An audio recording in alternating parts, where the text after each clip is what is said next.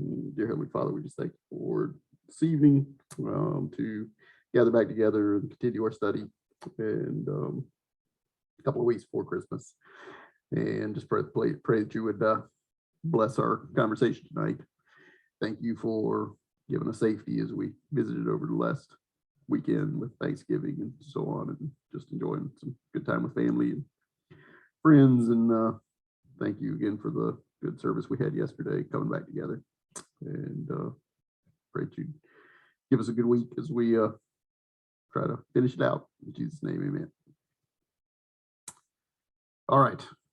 So does everybody remember where we parked 2 weeks ago? You probably don't. So remember, we had Adam and Eve messed up, and what we had talked about was the kind of what we can learn from that, what the ways in which they messed up, and there are ways that we can learn from them, that we don't have to follow down that same path. And interestingly enough, the story in chapter 4 with Cain and Abel kind of follows that theme, and actually is going to give us even more material for that particular concept. And it's really interesting because it's going to feed directly into exactly what Jim was talking about yesterday. And we'll I don't know if we'll get to that tonight or not, but we'll definitely by next Monday come back to some of the stuff he mentioned yesterday. So we've got Adam and Eve. They have been kicked out of the garden. We're now not going to be allowed to come back. They did get the knowledge that they were after, but it just didn't come under the same terms that they were hoping for. And now their access to that tree of life has been cut off. And their lives have changed quite a bit, especially with regard to those promises that or conditions that God had put in place to begin with, that you would fill the earth, subdue it, and have dominion over it, and tend and keep it. And we now know that they still have to do those things, but now they're going to have to work a lot harder, and it's going to be a lot tougher to accomplish those. And they'll never be able to fulfill it in the way that God had intended as his image bearers. So in chapter 4, we get them kind of making their way in the world. They have some kids, and then we see Moses now is going to discuss a early event that happens between the two oldest boys here. And this kind of sets up, well, actually what we're doing here, and we'll have to pick it up when we come back from the break, is that we're essentially sliding further and further into this failure. And we'll eventually get to Noah, and by Noah's time, the failure will be complete, and God will start over, and then that group screws up as well. And we're back where we started. And so that's when then we move into chapter 12 with Abraham, where God now finally begins to introduce his rescue plan, this redemption that he mentions to Eve in chapter 3, where my offspring is going to be the one that is going to bruise the head of the serpent, and it will be in that child, or that offspring, that redemption will come. All right, so let's read a little bit here just to get ourselves kind of familiar with the story again, and then we will go back and hit a couple of points.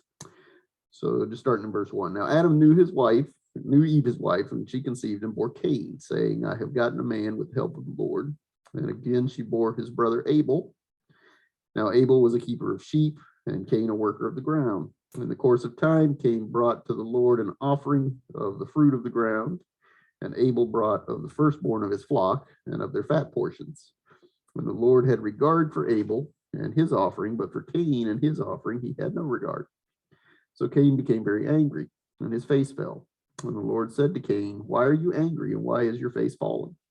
If you do well, will you not be accepted? And if you do not do well, sin is crouching at the door. Its desire is for you, but you must rule over it. Cain spoke to Abel, his brother, and when they were in the field, Cain rose up against his brother Abel and killed him. Then the Lord said to Cain, where is Abel, your brother? And he said, I do not know. Am I my brother's keeper? And the Lord said, what have you done? The voice of your brother's blood is crying out to me from the ground. And now you are cursed from the ground, which has opened its mouth to receive your brother's blood from your hand. When you work the ground, it shall no longer yield to you its strength. You shall be a fugitive and a wanderer on the earth. And Cain said to the Lord, my punishment is greater than I can bear. Behold, you have driven me today away from the ground, and from your face I shall be hidden. I shall be a fugitive and a wanderer on the earth, and whoever finds me will kill me. So the Lord said to him, not so. If anyone were to kill Cain, then vengeance would be taken on him sevenfold. And the Lord put a mark on Cain, lest any who found him should attack him. Then Cain went away from the presence of the Lord and settled in the land of Nod, east of Eden. And then we get a little bit here about Cain's family. We'll pick that up a little bit later if we need to. So in what's interesting here, just to kind of put it off the bat, now we'll kind of, let's take us to verse 25, finish off the narrative of Adam and Eve's sons. And Adam knew his wife again. She bore a son and called his name Seth, for she said, God has appointed for me another offspring instead of Abel, for Cain killed him. And to Seth was also born a son, called his name Enosh. And at that time, people began to call upon the name of the Lord. So yeah, it's interesting here with, we talked about this a little bit with Adam and Eve, that Cain, Abel, and Seth, these may not be their real names. They may be actual literary elements that Moses has put into the story to help us learn some things, simply because the construction is a little bit too directed towards what we're trying to accomplish. So Cain, if you take that Hebrew word, is actually some permutation of possession. And of course, Eve makes a statement when Cain is born that I have begotten a man, or I have gotten or been given a man with the help of the Lord. Abel, interestingly enough, we get no statement out of her. In fact, we don't see a whole lot of information on him. And his name is breath or vapor. So again, it may be descriptive of his role in the story rather than an actual name here. And then later when Seth is born, Seth, the Hebrew word that comes from would be related to compensation. And of course, when Seth was born, she says, God has given me another seed in place of Abel since Cain killed him. And that statement is not random. The seed would definitely go back to the conversation in 3 with God, where your seed will be the one that will crush the serpent's head. And so that's not to say that Seth was that seed that's being referred to, but obviously we would never get to Jesus if it hadn't gone through Seth's line. So there's a lot to be learned from these names that tells us kind of what the role is playing here and some of their characteristics and what it is we're supposed to pick up. Just a reminder that the original audience is who? The Israelites, bottom of Mount Sinai. God's given the 10 Commandments and the rest of the law, and we're about to start picking up the Levitical sacrificial system. And all of that is designed around the tabernacle, and the goal is to what? Try to come up with a way for God to tabernacle with us, to interact with us, and be able to restore to a certain level that relationship that was lost during Adam and Eve's time. So we don't get much about the family. The only event that Moses records here for us is this one interaction between these 2 boys when they're adults. And the the choice of that story is very intentional, and it's because it relates back to what we've now covered in chapter 3 with the fall of, or failure of Adam and Eve. We now are going to see how it's showing up in the next generation in Cain and Abel. And then, of course, we'll track it on further in some of the subsequent generations. All right. So as we think about this, it's interesting to realize that both boys are religious. All right. So Cain's not like atheist or anything. He's as religious as Abel is. They both come to give sacrifices. They both are interacting with God. God's interacting with them. Both approach this sacrifice in hopes of getting God's acceptance. And we see that God had regard for Abel's sacrifice, but he rejected Cain's. And that then is an important kind of the key to this whole story, is that God's response and then what happened in the aftermath. And of course, what we're trying to get the Israelites to understand is that when it comes time for the Levitical sacrificial system within the context of the tabernacle to come in place, there's a right way and there's a wrong way to do this. And the wrong way is not going to be acceptable. What you're looking for is acceptance from me, and the way in which you're going to go about doing that needs to follow my rules. Okay? So we can kind of stop and think, why did God reject Cain's offering? Okay, or why did he find Abel's acceptable and reject Cain's? And there's several things that we can, I've heard several descriptions over the years of why one was more acceptable than the other. Some of these are off base, I think. And some of the main ones is it's not because he was a farmer instead of a shepherd. Okay. Heard one time where clearly the Levitical system was all animal based, and that's what God's after. And so Cain offering these crops is no good. Well, in the Levitical system, there were crops that were offered in many of those contexts. Animals were specifically prescribed for certain things, but there were others in which certain food items or grain offerings could be made. So that can't be it. And that kind of gets us to that second one. It's not because he offered plant material instead of animal material. And it was not because his offering was bloodless. Okay. That kind of stems from not so much a misreading, but a taking out of context that verse in Hebrews that says that without blood, there can be no forgiveness of sins. That is not the kind of sacrifice we're talking about here. And so if that's what we were trying to do, then yes, this sacrifice from Cain would not be acceptable in that case. But here, what we're looking for is making an offering to the Lord. And this does not have to be an animal, and it does not have to be the shedding of blood within that sacrifice in order to be acceptable to God. Okay. And again, this is all very informative to those Israelites, and most of their concept of what sacrifices looked like were obviously coming out of the Egyptian culture, since they had lived in it for so long. And so there were several things that God needed to clear up as to why we're doing what we're doing, because the reasons why the Egyptians would sacrifice and these other ancient Near Eastern cultures that we've been talking about, the reason they sacrifice is completely different from what God intended sacrifice to be. Okay. And I think that really does play into what is going on here. So the rejection of Cain's offering had very little to do with the offering itself. It's not that God's rejecting the plants per se, these crops that he's brought. As they are receiving this law and the sacrificial system, God's still teaching them.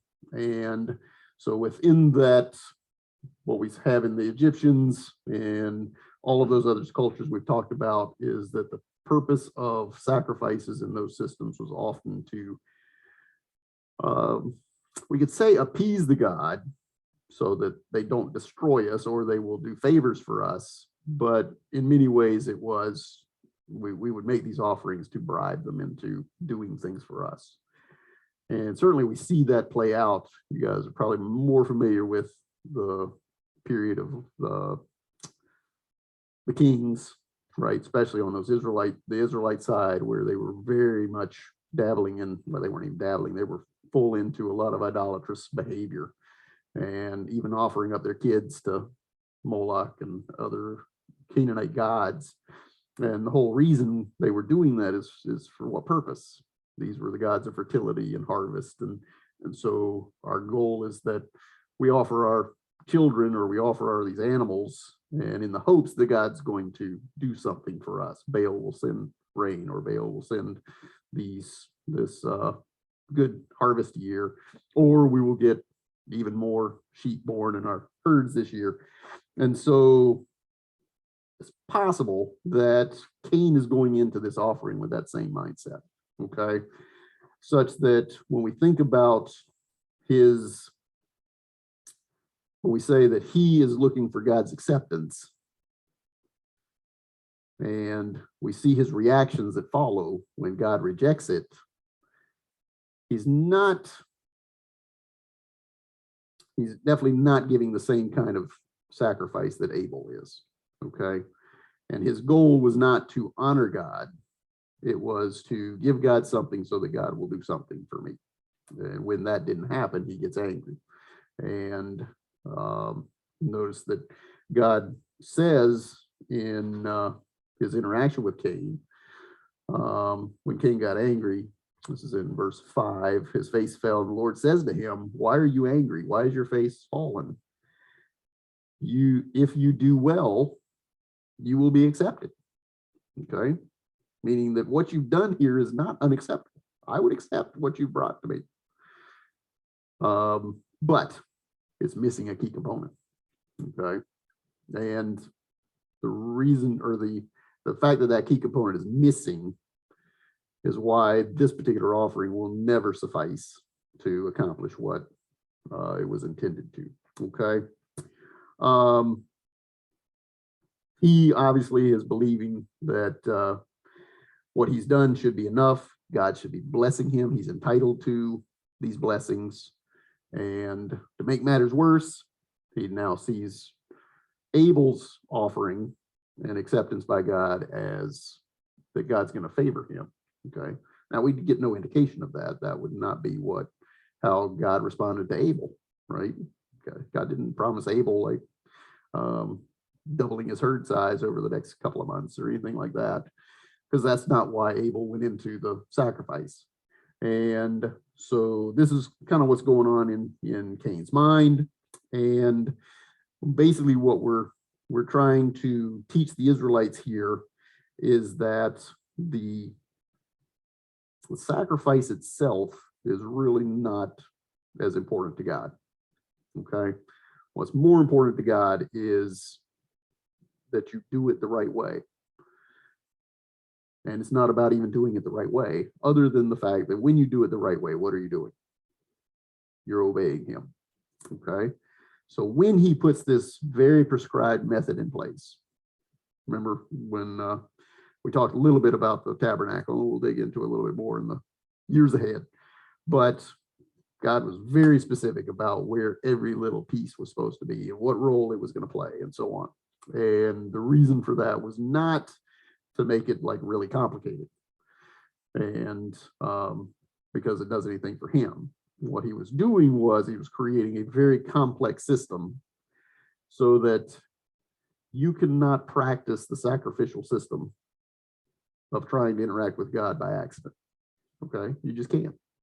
You have to be very intentional about doing it. It's a choice you have to make. And if you don't make that choice, then it's not going to work out. So the obedience is a big piece. So there's several verses that we see mentioned from time to time that definitely bear out this concept. To do what is right and just is more acceptable to the Lord than sacrifice. So it's more about who we are and what we're doing, then going through the motions, going through these sacrificial motions is not of much interest to God. This one you're probably familiar with. It's about the only verse in Hosea that most of us know. For I desire mercy and not sacrifice, and the knowledge of God more than burnt offerings. So what kind of knowledge of God are we talking about there? Like, how would you say that Abel knew God in a way that Cain did not? And it obviously wasn't in the interaction, because obviously God and Cain interacted.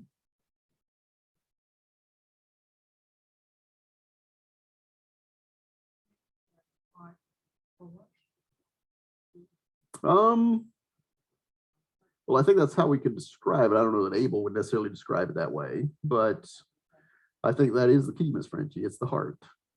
How did Abel, or what can we kind of learn from this about Abel's concept of God or understanding of God or his relationship with God?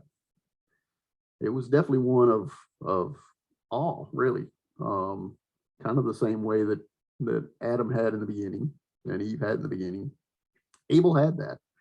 And it was one where you bring that offering.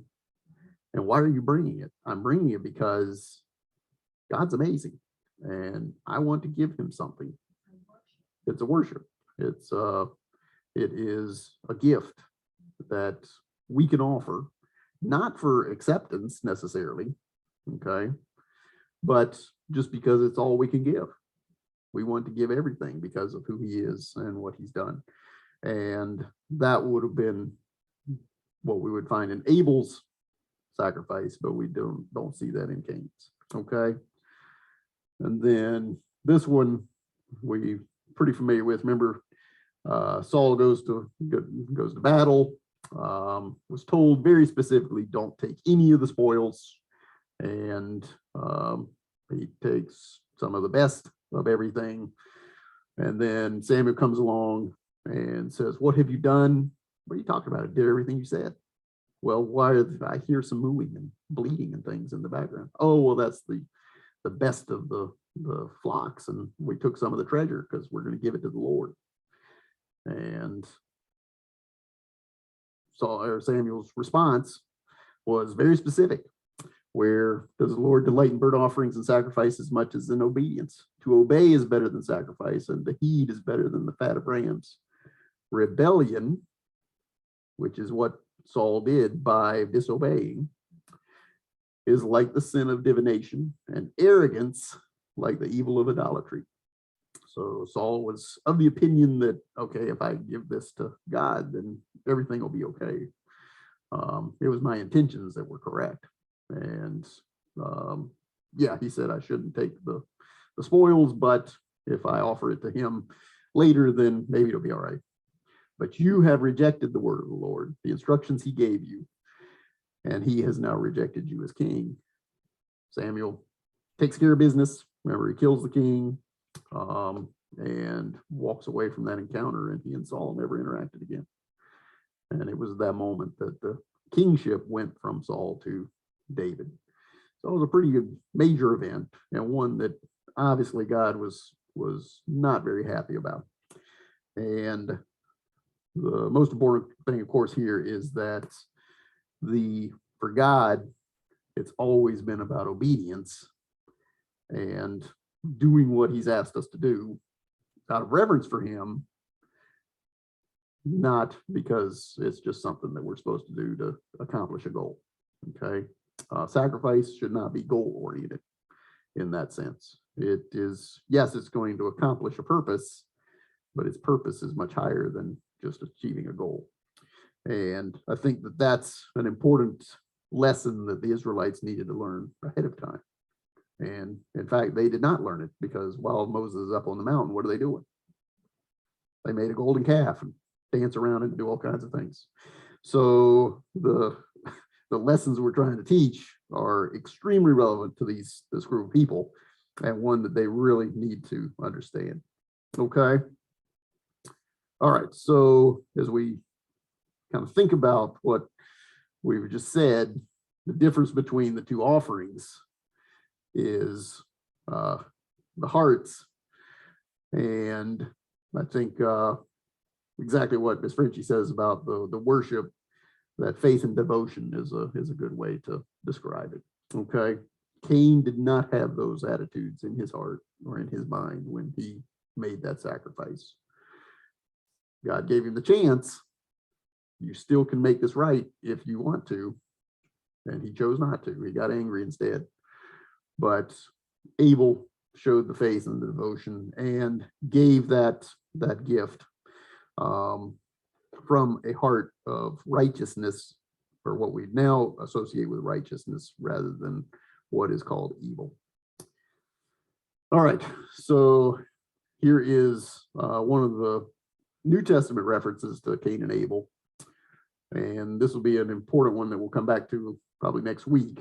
It was by faith that Abel brought a more acceptable offering to God than Cain did. Okay. And Abel's offering gave evidence that he was a righteous man. God showed his approval of his gifts. And although Abel is long dead, he still speaks to us by that example. Okay. And in Hebrews, he'll pick up that theme a little bit later that we'll follow up on. And then here's in 1 John.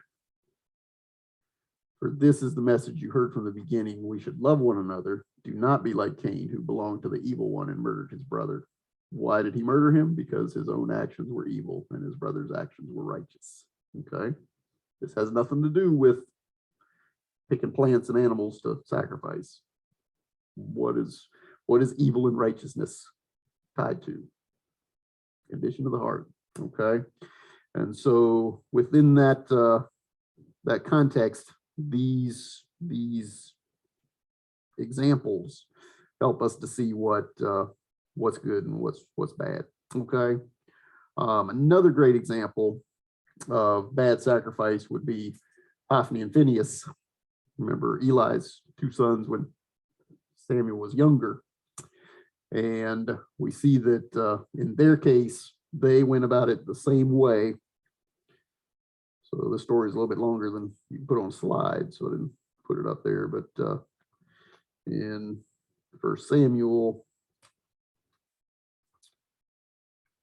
chapter 2, we're going to pick up on this story in verse 12. Now the sons of Eli were worthless men. They did not know the Lord, the custom of the priest, yet they were priests. The custom of the priests with the people was that when any man offered sacrifice, the priest's servant would come while the meat was boiling with a three-pronged fork, and he would thrust it into the pan or kettle or cauldron or pot. So they had several implements around to use. And all that the fork brought up, the priest would take for himself. This is what they did at Shiloh to all the Israelites who came there. Moreover, the fat was burned. Before the fat was burned, the priest's servant would come and say to the man who was sacrificing, give meat for the priest to roast, for he will not accept boiled meat from you, only raw. So basically, Hophni and Phinehas had developed a taste for roasted and grilled meat, right? Boiled meat was not acceptable. And if the man who knew the law says, let them burn the fat first and then take what they want, like according to what was laid out in Leviticus, then they would reply, no, you must give it now, and if not, they will take it by force. Thus the sin of the young men was very great in the sight of the Lord, for the men treated the offering of the Lord with contempt. Okay. And again, it's not about the meat being unacceptable. It was their actions. It was their attitude, the way they did not revere God. Their concept of God was flawed. In fact, I think it would take it even further than that. It was completely off. And because of this, their interactions with God were evil, or described as evil.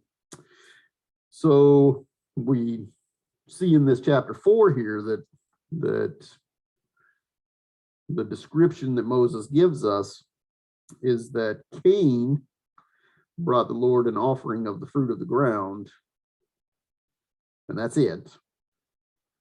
And then Abel, in verse 4, brought of the firstborn of his flock and of their fat portions. Okay.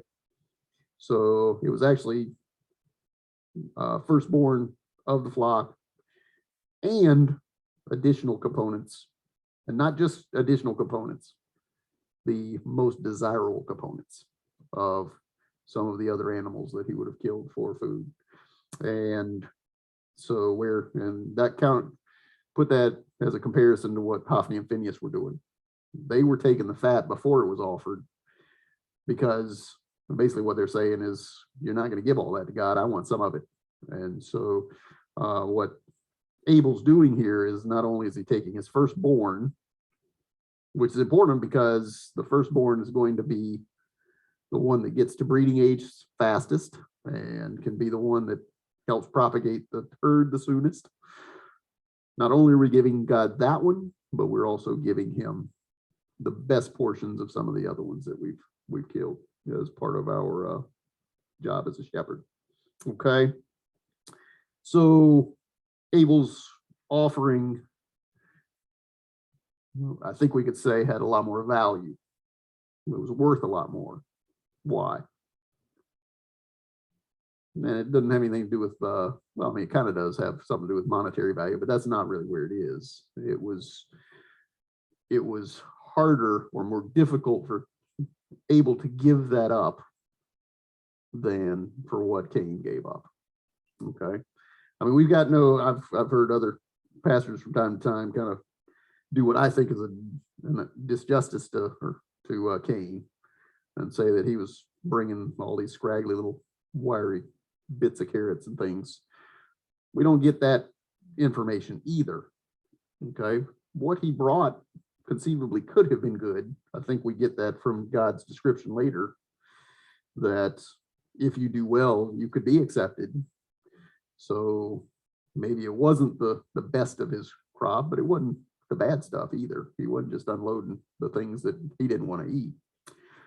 But he did not intentionally bring the best. Okay, that's not where his heart was. He was not sacrificing the most. And so we see that what Abel offered had this great value to it. I think a great analogy here, or one where we can kind of compare, was Jesus talked about the same concept. You remember, where he was sitting at the temple, he sees the rich putting their gifts into the temple treasury, which were probably pretty substantial. You remember, they were doing it so everybody could see it. And he saw a poor widow put in 2 very small copper coins.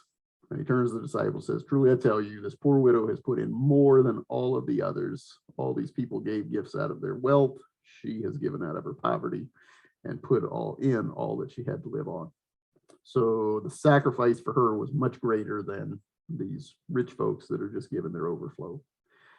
And that would be the context of Abel's gift compared to Cain's. So obviously the question for us is there any part of our life where we're deliberately not giving him our best?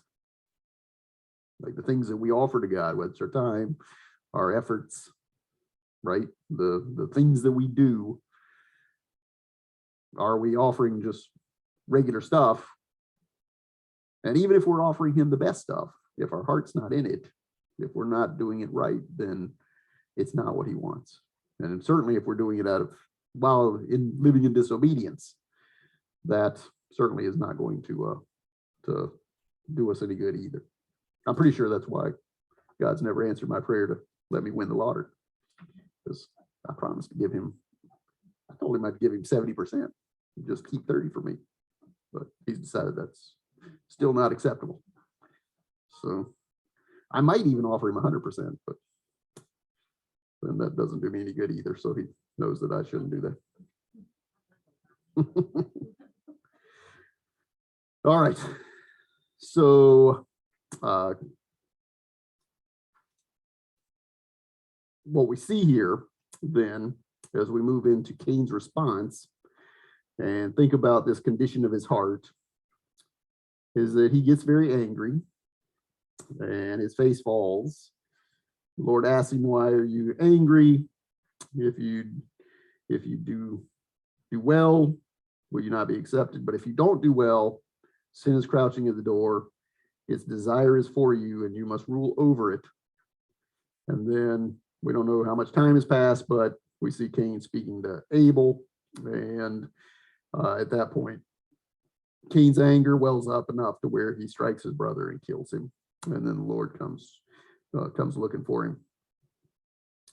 So, as just like we saw in chapter 3 with Eve, where did she begin to go wrong?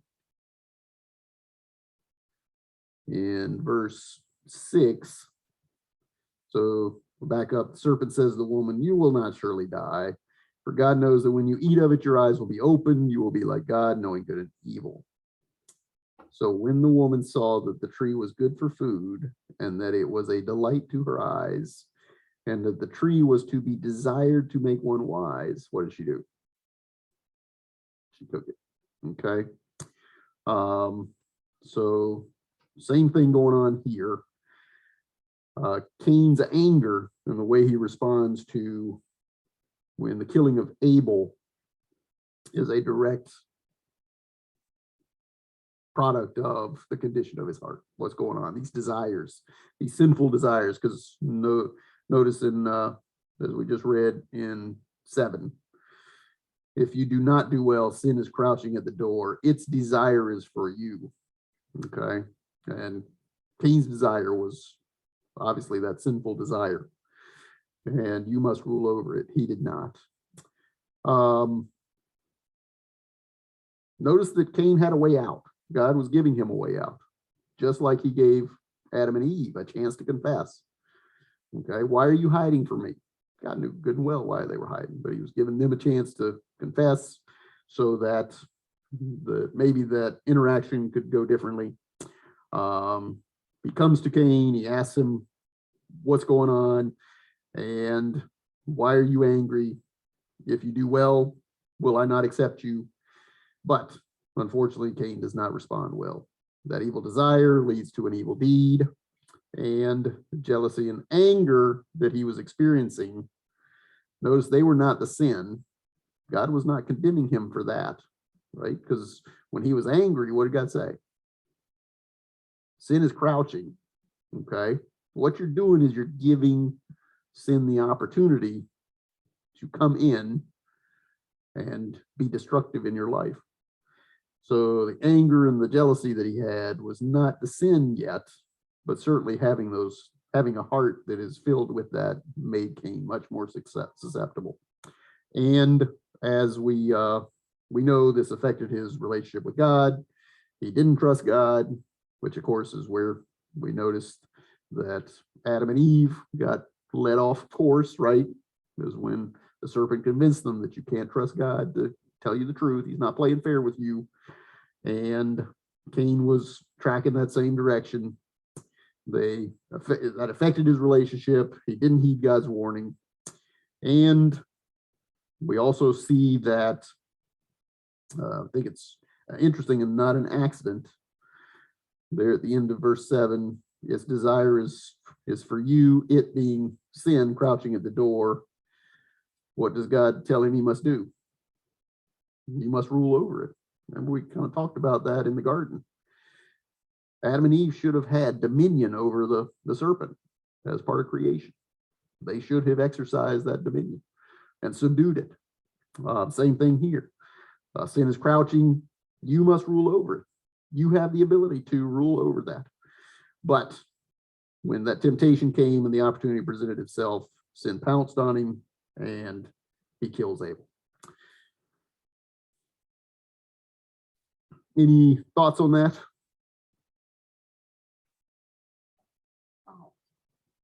Couldn't get it out. It couldn't. That's exactly right. It was eating at him. It was eating at him. Mm-hmm. I think it's interesting that Abel did all the right things. For him, protection against his brother. Right.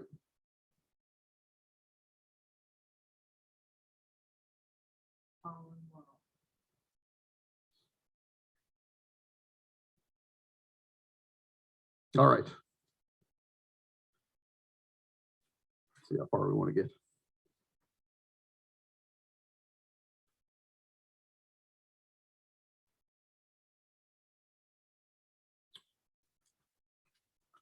I think we're going to go a little bit further because next week we're gonna put Miss Frenchie's verse finding skills to the test a bit. All right, so he rises up against his brother, kills him, and then we see God come looking for Cain. And you should find some similarities between this story and the one we just finished in chapter 3. God comes wandering through the garden, and what does he say? Where are you? What's going on? And here we see him come. Where is Abel, your brother? God knows where Abel is. He says it here a minute ago. Yeah, I hear his blood crying to me. And where's Abel, your brother?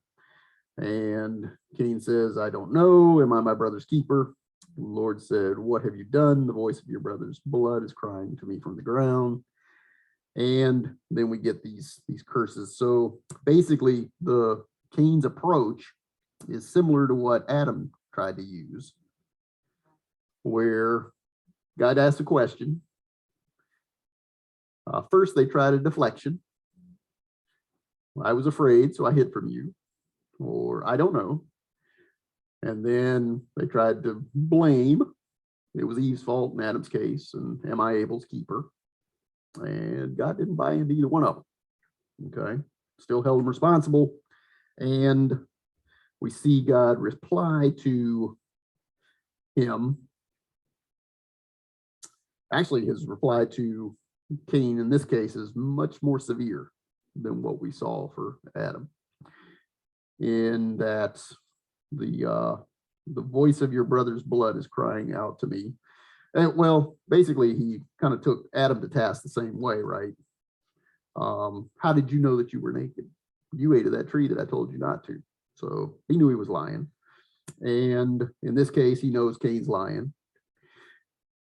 The curses here are also similar to what we see in Adam's case, but again, things are worse.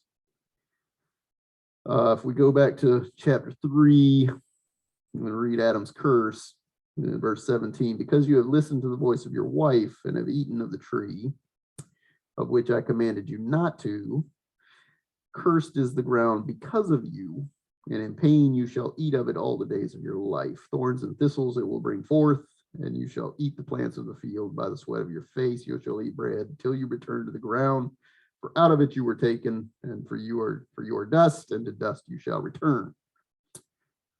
So what does he say to Cain? Because your brother's blood is crying to me from the ground, you are cursed from the ground. Okay.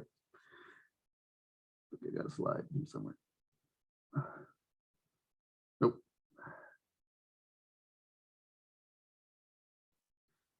Because of the ground being contaminated, you are cursed from the ground. Compare that to the ground is cursed because of you. So very different. And it has opened its mouth to receive your brother's blood, not by accident, but from your hand. When you work the ground, what's going to happen? It shall no longer yield to you its strength. Okay. Now, what did Adam say? Or yet, in pain, you shall eat of it all the days of your life. Thorns and thistles it shall bring forth from you. You shall eat the plants of the field, but by the sweat of your face. So basically, Adam got the yield out of the earth, but only at great expense to himself. What he's telling Cain is what's going to happen. The ground is not going to yield to you anymore. Okay. You can do whatever you want. It's not going to grow.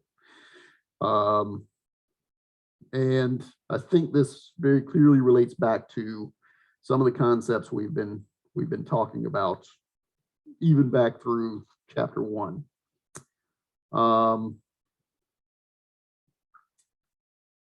You remember the goal of chapter 1 was to give God credit for what kinds of things, not physical creation, not the physical aspects, but the fact that he provides for us. He gave us time, he gave us food, he gave us a place to live. And this is, I mean, this is pretty big, what he's now taken from Cain. Okay. Is that even in Adam's case, it's cursed because of you, and you're going to have to deal with thorns and thistles, and by sweat and pain, you will be able to get what was promised to you, but at least you'll get that. I'm still providing for you, right? I'm still being very gracious to you, even though you disobey me. And with Cain, not so. Okay. This provision, and we saw it when we went through some of those verses in Deuteronomy. We saw it in Exodus. We saw a few verses, and when we get to those discussions, we will see it in much more detail. But God's blessings and God's curses are always coupled with what? Obedience. Are you going to do what's right, or are you going to do what's wrong? And of course, the obedience, the disobedience is sin, and the obedience is the righteousness. So Cain becomes exiled, and not only is he exiled from the land, but he becomes exiled from his family. Notice that God sends him away, or he feels like he's got to go away. I mean, Cain's still kind of, what would you describe his response as here? He wasn't repentant. Exactly right.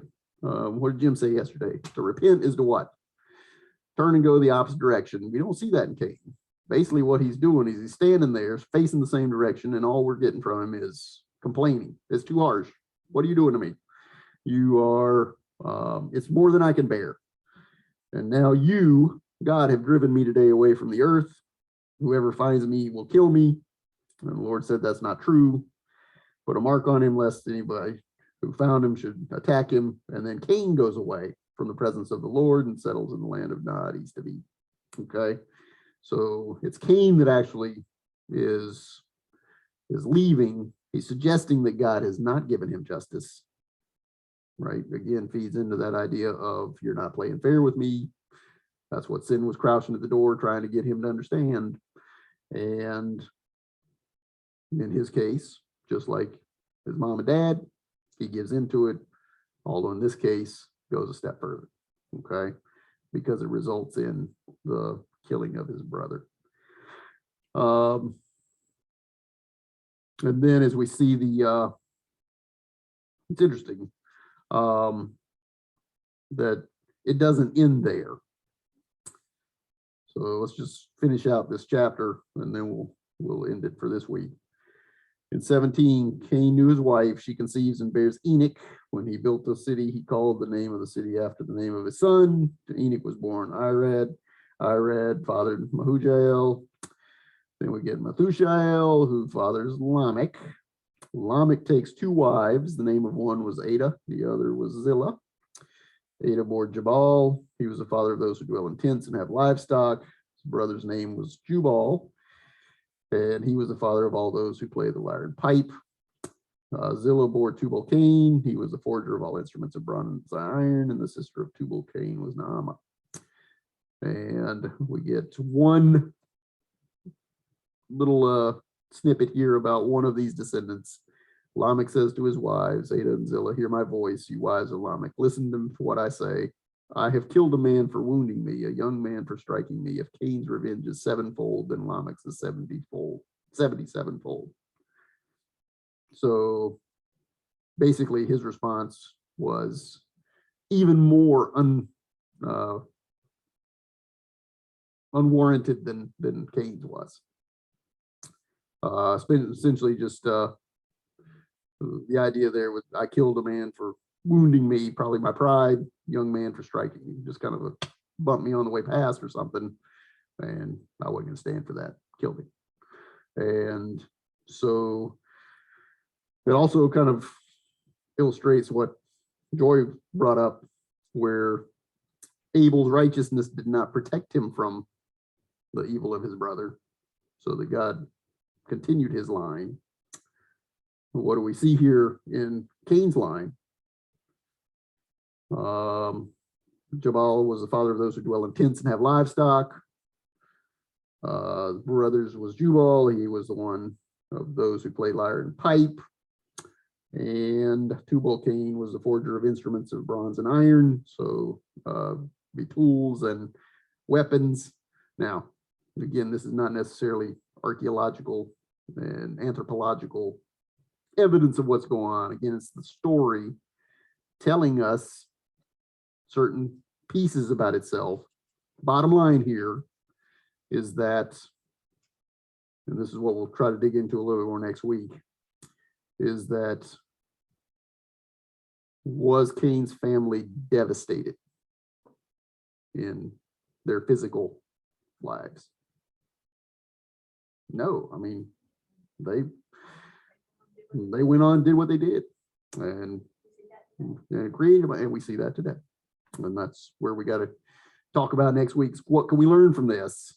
All right, is that we see these people that are doing the wrong things, and they seem to be getting all the blessings, but God needs the Israelites to understand, and he needs us to understand that that is not the case. You're looking at the wrong stuff and focusing on the wrong things if that's what you're thinking. Okay. All right, so that's what where we'll pick up next week is what can we learn from this story that helps us with our dealing with temptation. It was kind of what Jim was getting into yesterday. It'll pick up on some of the themes we talked about with Adam and Eve, where we learned some important things. We'll maybe remind ourselves of some of those before we move forward. But bottom line is that these stories are in here not to depress us, but rather to do what? Teach us and encourage us in many ways. And of course, the goal is to not be like Adam and Eve and not be like Cain.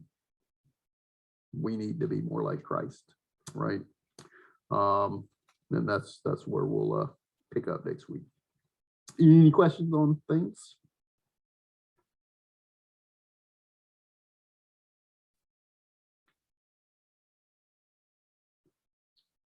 How do you think he didn't kill him? Oh, I don't know. Other times I'll do a little testament. That's true. Mm-hmm. Not that. I don't think he was trying to show mercy. Yet there was not any mercy there because he had his own job.